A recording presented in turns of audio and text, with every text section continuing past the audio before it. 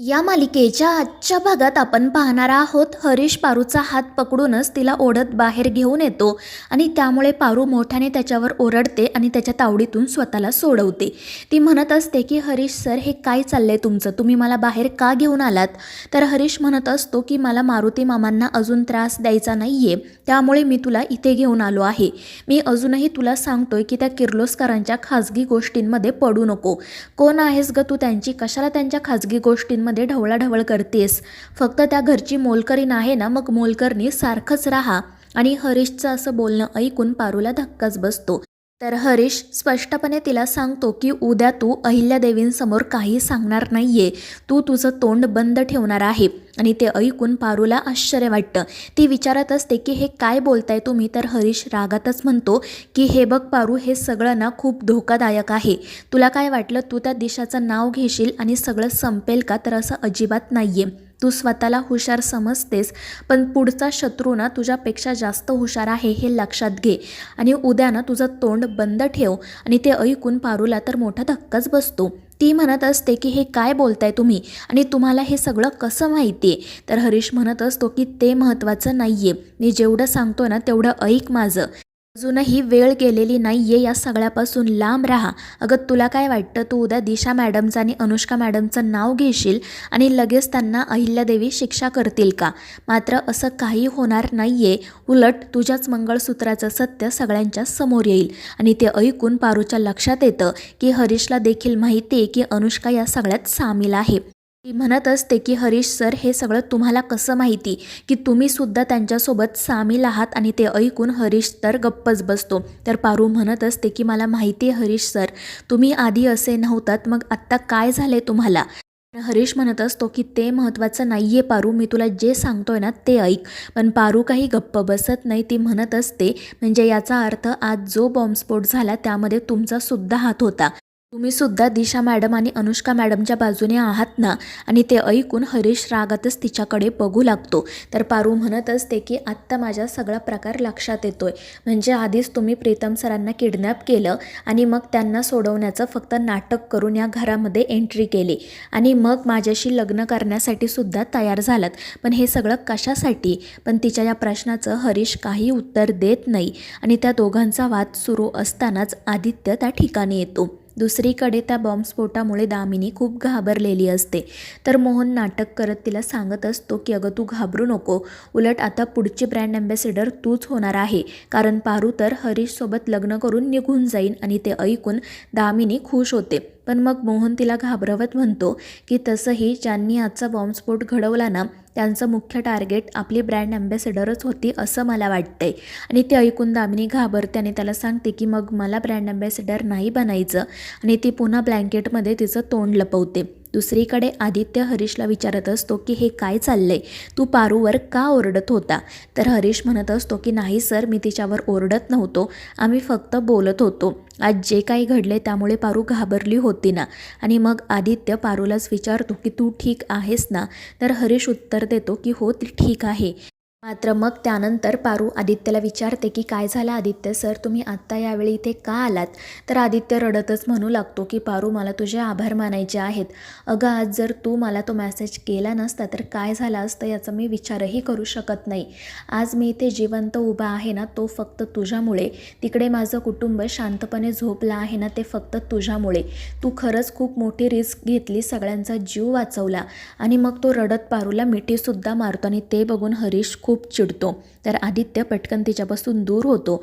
आणि मग तो पारूला विचारू लागतो की पारू पण तुला या बॉम्बस्फोटाबद्दल कसं कळलं, म्हणजे तू कोणाला काही बोलताना ऐकलं का. पण त्यावर पारू काही उत्तर देणार त्याआधीच हरीश म्हणतो की आदित्य सर ती आधीच शॉकमध्ये आहे, आपण या विषयावर नंतर बोललं तर नाही चालणार का.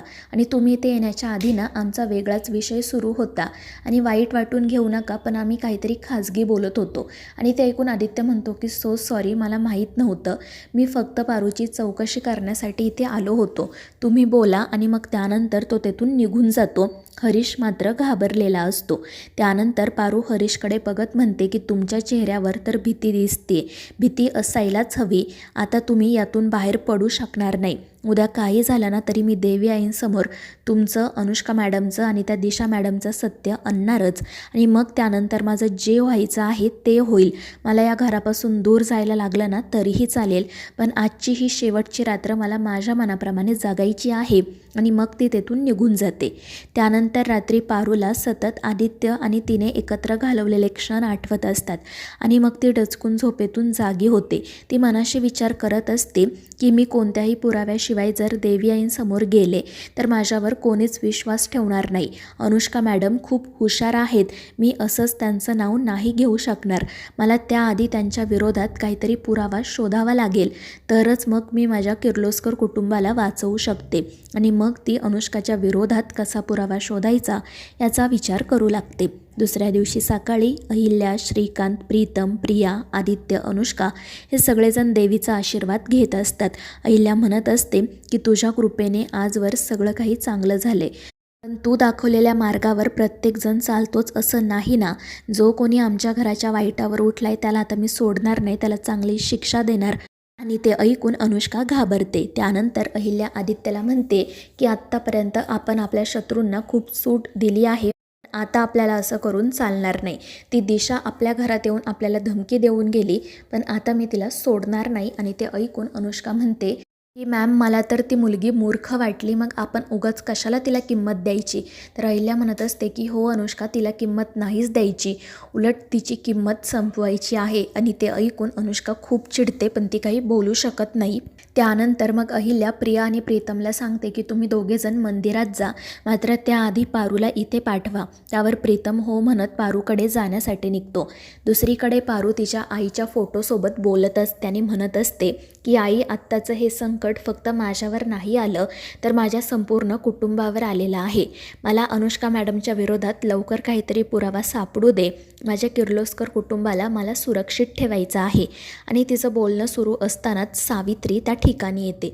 ती म्हणत असते की पारू बाळा, मला सगळं कळलंय, तू खरंच तुझं कर्तव्य पार पाडलं, तुझ्या कुटुंबाचा जीव वाचवला. तर पारू म्हणत असते की आत्या, कदाचित मी हे पार पाडलेलं माझं शेवटचं कर्तव्य असेल, कारण आज जे काही घडणार आहे त्यानंतर मला हे घर सोडून कायमचं निघून जावं लागेल. आणि ते ऐकून सावित्री विचारते की असं का बोलतेस तू, काय झालंय. आणि मग त्यानंतर पारू तिला दिशाचं आणि अनुष्काचं सत्य सांगते आणि ते सगळं काही ऐकून सावित्रीला तर धक्काच बसतो. ती म्हणत असते की मला आधीपासूनच त्या दोघी आवडल्या नव्हत्या, कारण त्या दोघीजणी चांगला हेतू मनात ठेवून आपल्या घरात आल्याच नव्हत्या. मात्र माझी खात्री आहे की तू त्या दोघींच्या तावडीतून आपल्या कुटुंबाला वाचवशील. आणि त्यावर पारू म्हणत असते की हो आत्या, पण माझ्याकडे पुरावा नाही आहे, मग माझ्यावर विश्वास कोण ठेवणार. आणि तिचं हे बोलणं सुरू असतानाच प्रीतम त्या ठिकाणी येतो आणि तिला म्हणतो की पारू, तू इतकी मोठी गोष्ट आईपासून कशी काय लपवली. मला त्या अनुष्कावर ना डाऊट होताच, पण आता तर मी तिचं खरं रूप आईसमोर आणणार. आणि मग तो सरळ बाहेर जातो. पारू धावतच त्याच्या पाठीमागे येते, त्याला थांबवण्याचा प्रयत्न करत असते आणि तितक्यात प्रिया समोरून येते. ती प्रीतमला विचारते की काय करताय तुम्ही इथे, आपल्याला देवळात जायचं आहे ना. पण प्रीतम रागातच म्हणतो की कशाला देवळात जायचं आहे आपल्याला, आधी आपण आपल्या घरातल्या राक्षसांना संपवू. त्यामुळे प्रिया घाबरूनच काय झालं आहे हे विचारते. तर प्रीतम तिला सांगतो की मला आत्ताच पारूने सांगितलंय की काल जो बॉम्बस्फोट झाला त्यामध्ये अनुष्काचा हात होता. आणि ते ऐकून प्रिया पारूवर खूप चिडते. ती पारूला म्हणत असते की हे काय चाललंय ग तुझं, तू परत अनुष्काबद्दल वाईट साईड बोलायला सुरुवात केलीस का, तुला काहीच कसं वाटत नाही ग. आणि ती पारूला खूप सुनावते, पण ते प्रीतमला आवडत नाही. तो प्रियासोबत वाद घालतो आणि तिच्यावरच ओरडतो आणि म्हणून प्रियाला वाईट वाटते. रडतच पारूला म्हणते की आता तुझ्या मनाला शांती मिळाली असेल ना आमच्या दोघांमध्ये भांडण लावून, पण मी तुला शेवटचं सांगते, तू अनुष्काचं काही बिघडवू शकणार नाही. मी आणि माझं किर्लोस्कर कुटुंब कायम तिच्या पाठीशी उभे राहू.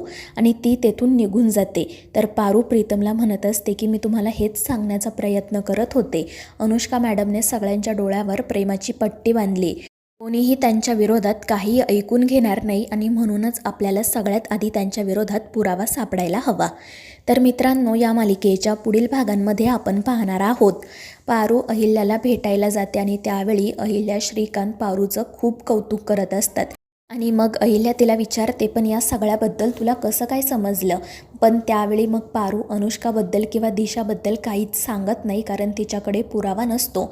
आणि मग त्यानंतर अनुष्का हसतच किचनमध्ये जाते आणि पुन्हा पारूला धमकी देऊ लागते. पण तितक्यात प्रीतम त्या ठिकाणी येतो आणि अनुष्काला समजतं की आता प्रीतमला सुद्धा तिच्याबद्दल कळलं आहे. तर मित्रांनो, या मालिकेच्या पुढील भागांच्या अपडेटसाठी आपल्या चॅनेलला सबस्क्राईब